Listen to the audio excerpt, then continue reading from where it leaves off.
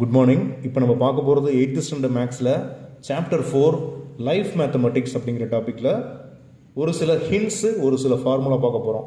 ஓகேங்களா? தெரியாத சில டேர்ம்ஸ் எல்லாம் என்னங்கிறத பார்க்குறோம். ஃபஸ்ட்டு பார்த்தீங்கன்னா டிக்ரீஸ்டு குவான்டிட்டி, அதாவது எக்ஸ் பர்சன்டேஜில் கேட்டிருக்கான்.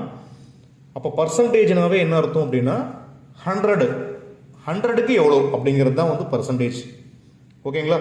அப்போ டிக்ரீஸ்டு அப்படின்னா இதில் நம்ம மென்ஷன் பண்ணலான்னா டியில் மென்ஷன் பண்ணலாம். T equal to 1 minus X by 100 into ஏ.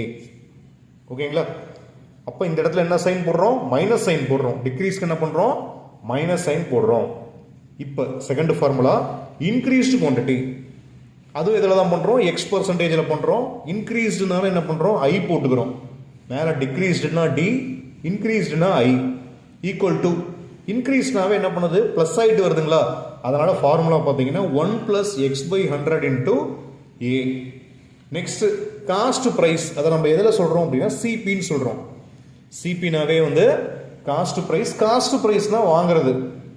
அப்போ the amount for which an article is brought, ஏதாவது ஒரு பொருள் வாங்க போகிறோம் அப்படின்னா அது எவ்வளோ செலவு பண்ணி வாங்குகிறோம் அப்படிங்கிறது தான் வந்து சிபி, காஸ்ட் ப்ரைஸ். ஓகேங்களா? Next selling price. செல்லிங் ப்ரைஸ்னால் விற்கிறது. அப்போ amount for which an article is sold, நீங்கள் வியாபாரம் பண்ணுறீங்கன்னா ஒரு பொருள் விற்பீங்க இல்லையா? அப்போ விற்கும் போது அந்த சொல்கிற டேர்ம் பேர் தான் வந்து செல்லிங் ப்ரைஸ். அது எதில் சார் சொல்கிறாங்கன்னா எஸ்பியில் சொல்கிறாங்க. ஓகேங்களா?